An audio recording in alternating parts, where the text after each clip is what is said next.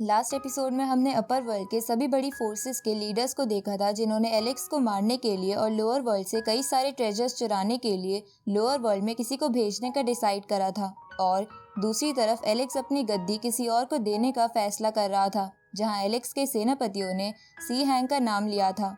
पर उसी वक्त वहाँ एक सैनिक आ गया था जिसने एलेक्स को बताया था कि सी हैंग ने एलेक्स को मदद के लिए बुलाया है, क्योंकि सी किंगडम की बाउंड्री वाली सिटी पर किसी खतरनाक बर्ड बीस्ट ने हमला कर दिया है।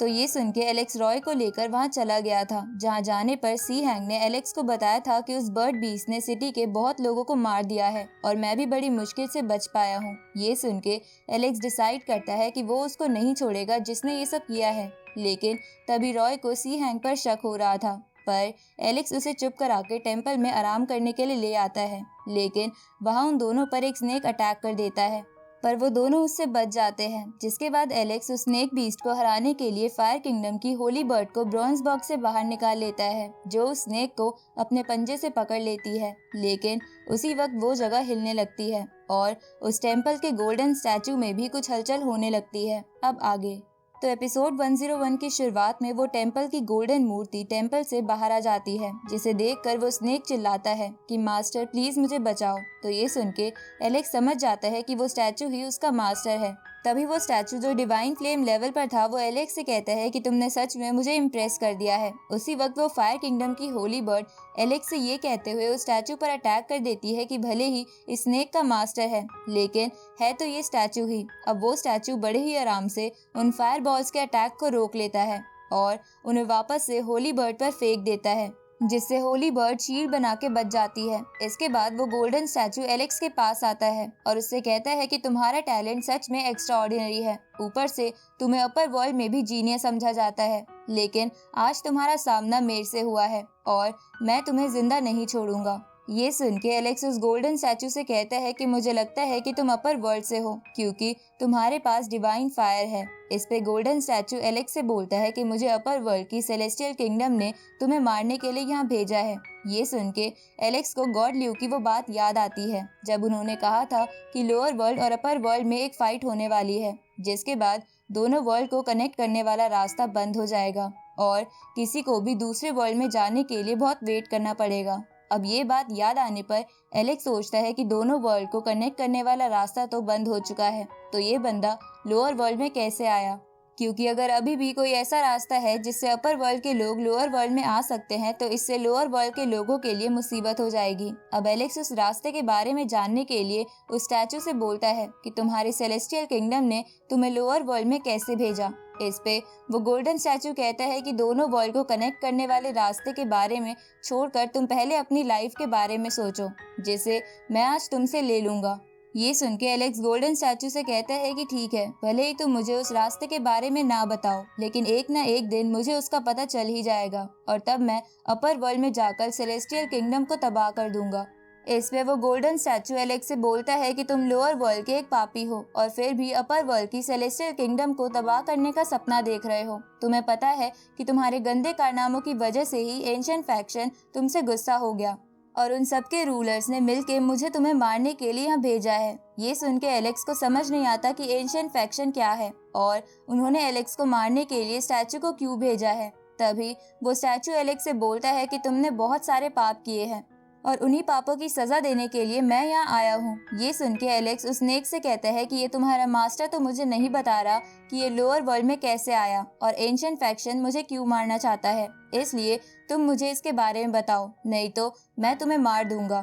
इस पे वो स्नेक कुछ नहीं बोलता, तो एलेक्स होली बर्ड से स्नेक को खाने को बोल देता है, जिससे वो स्नेक डर जाता है क्योंकि उसका मास्टर भी उसे नहीं बचा रहा था। इसलिए वो स्नेक एलेक्स को सब कुछ बता देता है कि जब एलेक्स उस स्पिरिचुअल वर्ल्ड में गया था तब उसने डेमनिक सनफ्लावर गार्डन और लॉर्ड ऑफ नेदरलैंड्स नाम के 2 सेक के बीस्ट को मारा था, जिनके पास डिवाइन फायर थी, और उन्हीं की मौत की वजह से उन दोनों सेक्ट को बहुत ज्यादा गुस्सा आ गया और उन्होंने ये बात बाकी एंशिएंट सेक्ट को भी बता दी।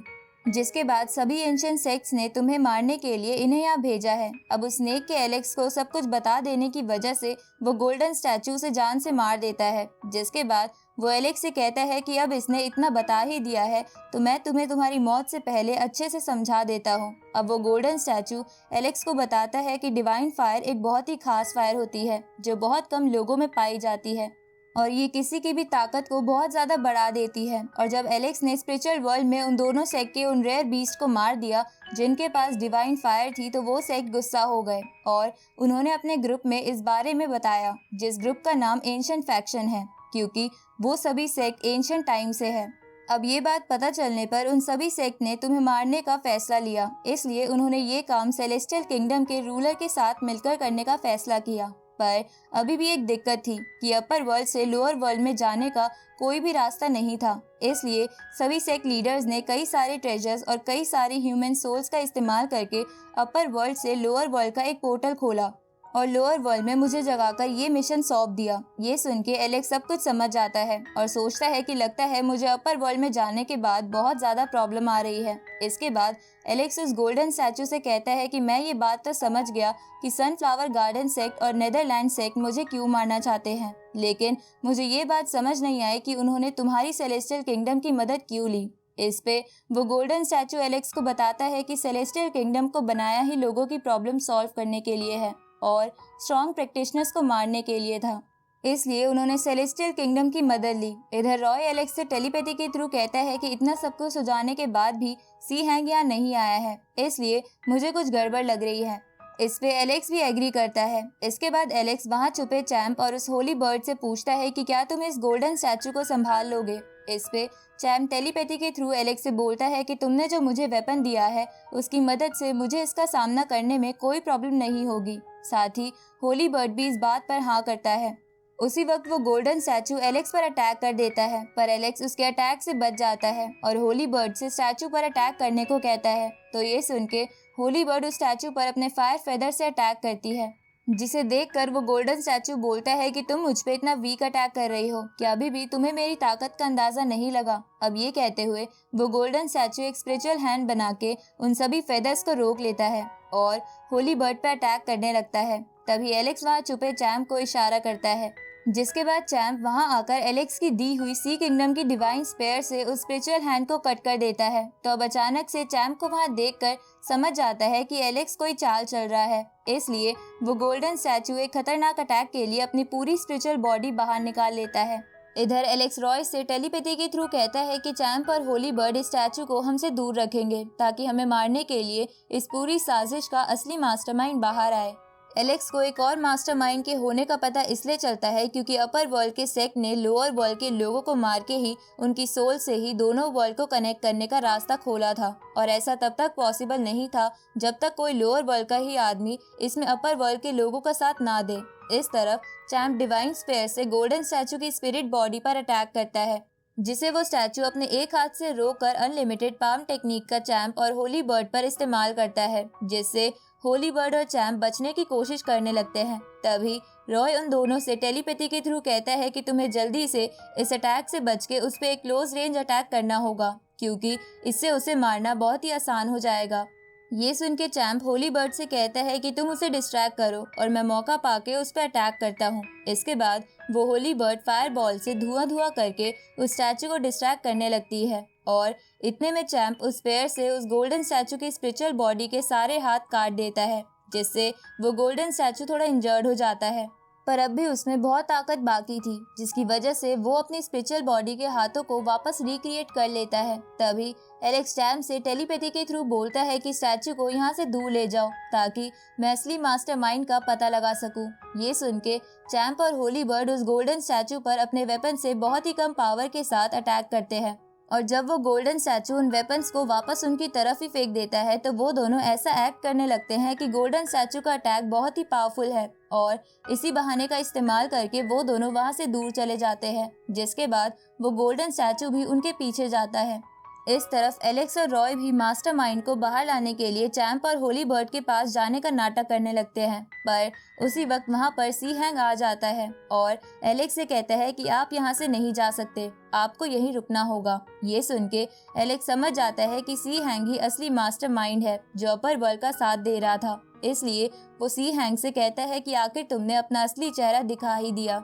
इस पे सी हैंग एलेक्स से पूछता है कि क्या आपको पता था कि इन सब के पीछे मैं ही हूँ। ये सुन के एलेक्स उससे बोलता है कि मुझे बस शक था, लेकिन मैं नहीं चाहता था कि तुम इन सब के पीछे निकलो। उसी वक्त हम वो वाला सीन देखते हैं जब रॉय और एलेक्स टेंपल में गए थे, जहाँ रॉय ने एलेक्स को टेलीपैथी के थ्रू बताया था कि मुझे सी हैंग थोड़ा अलग लग रहा है, क्योंकि उसकी बताई हुई बातें और सिचुएशन बिल्कुल भी मैच नहीं कर रही।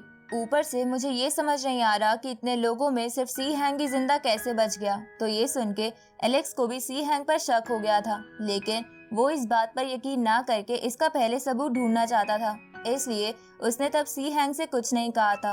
अब सीन वापस प्रेजेंट में आता है, जहां एलेक्स सी हैंग से कहता है कि मुझे तुम पर शक तो था, लेकिन मुझे लग रहा था कि तुमसे ये काम जबरदस्ती करवाया जा रहा है, इसलिए मैं सच जानना चाहता था, लेकिन तुमने तो खुद ब खुद यहाँ आके सब कुछ साबित कर दिया। इसके बाद एलेक्स सी हैंग से पूछता है कि क्या तुम भी उस स्नेक की तरह सी किंगडम के लोगों को मार के उनकी सोल से कल्टीवेट कर रहे थे। इस पे सी हैंग हाँ करते हुए बोलता है कि कोई मरे या जिए मुझे उससे कोई फर्क नहीं पड़ता। इस पे एलेक्स सी हैंग से बोलता है कि क्या तुम्हें पता है कि मेरे दोनों सेनापतियों ने तुम्हें अगला राजा बनाने के लिए सेलेक्ट किया था। ये सुन के सी हैंग थोड़ा चौंक जाता है, लेकिन फिर वो एलेक्स से कहता है कि तुमको मारने के बाद भी वो गद्दी मेरी ही हो जाएगी और उसके बाद मैं पूरी सी किंगडम पर राज करूंगा और सी किंगडम के सारे ट्रेजर भी मेरे होंगे। ये सुन के एलेक्स उससे बोलता है कि मैं तुम्हें वो दिन नहीं देखने दूंगा, क्योंकि तुम्हें याद है ना, मैंने तुमसे कहा था कि जिसने भी सी किंगडम के लोगों को मारा होगा मैं उसको मार के ही उन लोगों की मौत का बदला लूंगा। इसलिए चलो मुझे बताओ कि तुम कैसे मरना पसंद करोगे। इस पे सी हैंग एलेक्स से कहता है कि तुम्हारे दोनों डिवाइन फायर वाले बीस्ट तो यहाँ से चले गए हैं, तो अब तुम मुझे कैसे मारोगे। इसके बाद सी हैंग एक स्वॉर्ड निकालकर उससे एलेक्स पर अटैक करने की कोशिश करता है, लेकिन एलेक्स उससे बच जाता है। इसके बाद सी हैंग एलेक्स को वो स्वॉर्ड दिखाते हुए कहता है कि क्या तुम्हें ये डीमन स्वॉर्ड के बारे में याद है। ये सुन के एलेक्स को याद आता है कि बहुत टाइम पहले उसने ये ब्लड डीमन स्वॉर्ड एक ऑक्शन में देखी थी। अब एलेक्स को लगता है कि शायद इस डेविल स्वॉर्ड की वजह से सी हैंग पर डेमनिक पावर्स का असर हो गया है और वो अपने आप पर काबू खो बैठा था। उसी वक्त सी हैंग एलेक्स पर एक स्लैश अटैक करता है, जिससे एलेक्स थोड़ा पीछे हो जाता है, लेकिन वो फिर उस पे गोल्डन स्पिरिट बर्ड से अटैक करता है, जिसे सी हैंग उस स्वॉर्ड से रोकने लगता है। इस तरफ चैंप और होली बर्ड भी स्टैचू से लड़ रहे थे, जहां वो उस पे भारी पड़ रहे थे। तभी चैंप फिर से उस स्टैचू के हाथ काट देता है और होली बर्ड अपने वेपन से लगातार उसे घायल करके उसे खत्म कर देती है। इसके बाद वो दोनों दूर से एलेक्स और सी हैंग को देखने लगते हैं, जिसे देखकर होली बर्ड चैंप से कहती है कि मुझे लग रहा है कि सी हैंग पूरी तरह उस डेमनिक स्वॉर्ड के कब्जे में है। इस पे चैंप होली बर्ड से बोलता है कि उस स्वॉर्ड के अंदर एक डेमनिक लॉर्ड कैद है जो उससे बाहर निकलने की कोशिश कर रहा है और अगर वो बाहर आ गया तो बहुत बड़ी मुसीबत आ जाएगी। उसी वक्त वो स्टैचू फिर से खड़ा हो जाता है जो खत्म नहीं हुआ था और उन दोनों से कहता है कि वो डीमन लॉर्ड मेरी सेलेस्टियल किंगडम का बहुत पुराना मास्टर है, जिसे कुछ लोगों ने स्वॉर्ड में कैद कर दिया है। इसलिए भले ही तुम मुझे मारने में कामयाब हो जाओ, लेकिन जब वो बाहर आएगा तो तुम में से कोई भी नहीं बचेगा। इस पे होली बर्ड स्टैचू से कहती है कि तुम्हारी सेलेस्टियल किंगडम तो सच में बहुत बुरी है। उसी वक्त वो गोल्डन स्टैचू उन दोनों पर अटैक कर देता है। इस तरफ एलेक्स और सी हैंग भी लड़ रहे थे। तभी सी हैंग एलेक्स से कहता है कि आप यहाँ से वापस जाने की सोचना भी मत, क्योंकि मैं आपकी कब्र यहीं खोदूंगा। उसी वक्त सी हैंग कुछ करने लगता है, जिससे आसमान पूरा लाल हो जाता है और उसके अंदर से एक बहुत ही खतरनाक डिवाइन स्पेयर बाहर निकलती है, जिसे देखकर एलेक्स सी हैंग से कहता है कि तुम इतने गंदे कैसे हो सकते हो जो तुमने स्पेयर ऑफ कर्स बनाई है। एलेक्स ऐसा इसलिए कहता है क्योंकि स्पेयर ऑफ कर्स बनाने के लिए बहुत से लोगों की सोल्स और बॉडी का इस्तेमाल किया जाता है।